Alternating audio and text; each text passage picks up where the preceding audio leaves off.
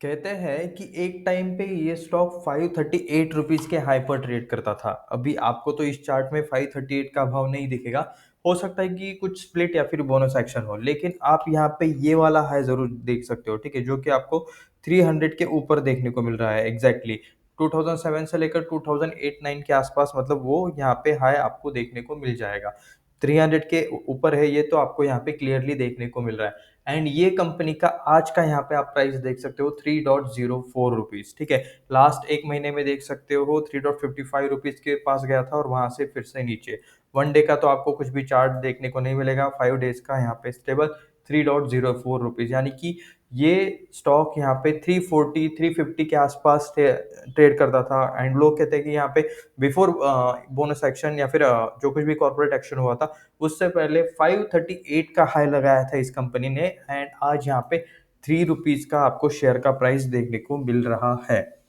And ये company बिकने भी वाली है, बैंकरप्सी के लिए इसने फाइल किया है। एंड इस कंपनी को यहाँ पे बाय के लिए यहाँ पे काफी सारी कंपनीज ने ऑलरेडी टेंडर नहीं बोल सकते, ऑलरेडी भाव लगा दिया है। काफी सारी कंपनीज मतलब इसको खरीदने के चक्कर में है, ठीक है। 4-5 कंपनीज है, ऑलरेडी वीडियो बन चुका है, इस चैनल पे सुबह अपलोड किया था। तो उसमें से सबसे आगे है दालमिया भारत, जिन्होंने लगाया है 14,600 करोड़ का डील। 14,600 करोड़ का डील होने के बाद भी मतलब चीजें सॉर्ट आउट नहीं हो रही है, क्योंकि कंपनी पे चल रहा है एक केस, जो आप यहाँ पे देख सकते हो, Noida sport city land case के नाम से मशहूर है। किसका केस है? जयप्रकाश एसोसिएट्स का आपको ये ओपन केस देखने को मिल रहा है, जो कि यहाँ पे अब तक सेटल नहीं हुआ है। इन्वॉल्व्स, अब यहाँ पे देखते हैं कि इसमें क्या चीज़ है। Alleged irregularities in the allotment development and sanctioning of sport city projects Noida. तो ये जो स्पोर्ट सिटी प्रोजेक्ट नोएडा, ये जो है प्रोजेक्ट, इसके अंदर यहाँ पे मतलब इसको सैंक्शन करवाने के लिए यहाँ पे इन्होंने गलत चीज़ों का इस्तेमाल किया था। प्रॉपर लीगल तरीके से यहाँ पे इन्होंने चीज़ें की नहीं थी। स्पेसिफिकली बिटवीन 2011 टू 2014, 2011 से लेकर 2014 तक का आपको मतलब ये चीज देखने को मिल रहा है। उस टाइम पे आप यहाँ पे देख भी सकते हो, स्टॉक का प्राइस लिटरली 53, 81, 37 इस प्राइस के आसपास देखने को मिलता था, ठीक है। And CBI is investigating a potential 9,000 crore scam, ठीक है। लिटरली 9,000 करोड़ का ये स्कैम देखने को मिल रहा है, focusing on breaches of contractual conditions by developers and the collusional Noida authority officials and बाकी सारी चीजें, ठीक है। ईडी इंक्वायरी भी चल रही है, सीबीआई रिलेटेड चीज भी यहाँ पे चल रही है, फाइनेंशियल लॉस और सीबीआई इन्वेस्टिगेशन, ये जितना चाहे उतना आप यहाँ पे पढ़ सकते हो। तो ये है यहाँ पे जयप्रकाश एसोसिएट का यहाँ पे एक चालू केस। एंड अगर यहाँ पे कोर्ट यहाँ पे इनके अपोजिट में यहाँ पे डिसीजन दे देता है, जयप्रकाश एसोसिएट के यहाँ पे अपोजिट में डिसीजन चला जाता है, तो यहाँ पे जो दालमिया भारत, जो इन्हें 14,600 करोड़ रुपए ऑफर कर रहा है ये कंपनी खरीदने के लिए, उनका डील 2,000 रुपए से डायरेक्टली कम हो सकता है। इतना यहाँ पे मतलब इम्पैक्ट है इस केस का। इस केस के लिए ही सारे प्लेयर्स यहाँ पे ऑलरेडी रुके हुए हैं। तो ये आप यहाँ पे देख सकते हो। एंड तब तक के लिए जयप्रकाश एसोसिएट यहाँ पे देख लेते हैं। अभी मार्केट कैप सिर्फ 746 करोड़ का यहाँ पे बचा है, देख सकते हो। Business of engineering and construction, manufacturing of cement, वो जो रियल एस्टेट वाला मंदी आया था ना 2008-9 में, जो real estate related bubble bust हुआ था, तो उसमें सब बह गए थे, ठीक है। जितनी रियल एस्टेट कंपनीज थी, बड़ा बड़ा पैसा लेके आधे अधूरे प्रोजेक्ट काम करके छोड़ रहे थे और नए प्रोजेक्ट ला रहे थे, सब उस रियल एस्टेट बबल में बह गए थे। Manufacturing of cement, power, fertilisers, real estate developers, infrastructure, hotels, hospitality, तो ये सारे बिजनेसेस में यहाँ पे ये कंपनी काम करती थी। बट अभी मतलब इनका यहाँ पे कुछ भी नहीं है।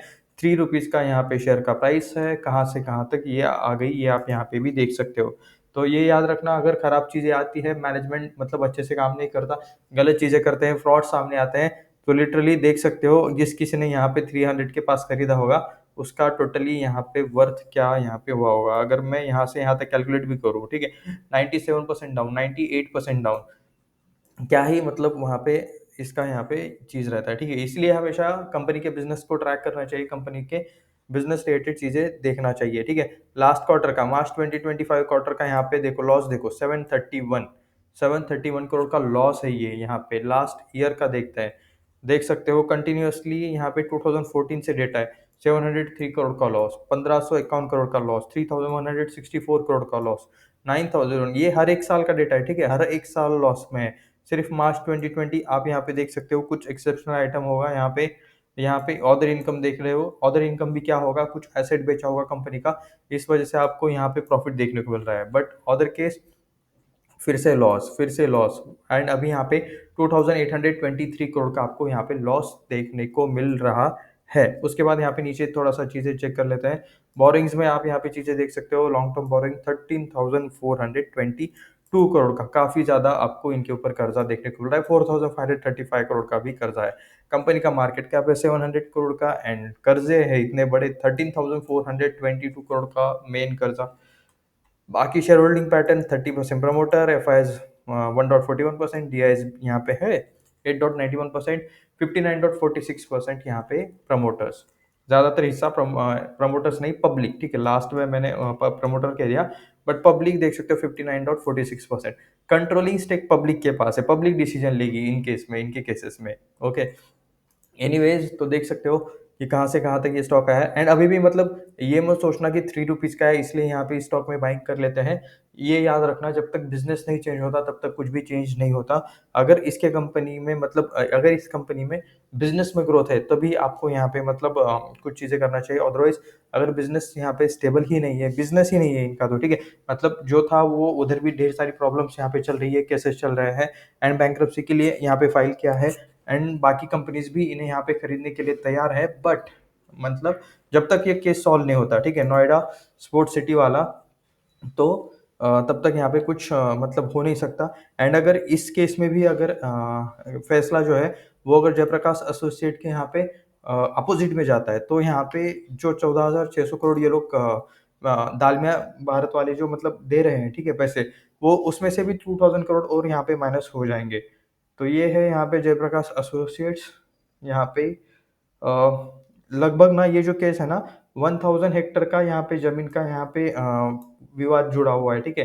एंड उससे रिलेटेड ही सारी चीजें चल रही, कह रहे हैं कि यहाँ पे जो सैंक्शन किया था वो इलीगल तरीकों से लिया गया था। 2,000 करोड़ तक का यहाँ पे मतलब ऑफर माइनस हो सकता है इसी वजह से दालमिया भारत से। तो देखते हैं यहाँ पे क्या चीजें होता है क्या नहीं। वेदांता ग्रुप ने भी इसके लिए बाय द वे डील लगाई है, वेदांता ग्रुप भी यहाँ पे तैयार है जयप्रकाश एसोसिएट को खरीदने के लिए। एंड उन्होंने बोली कितना लगाया है, 13,600 रुपीज का, यानी कि 1,000 रुपये से कम।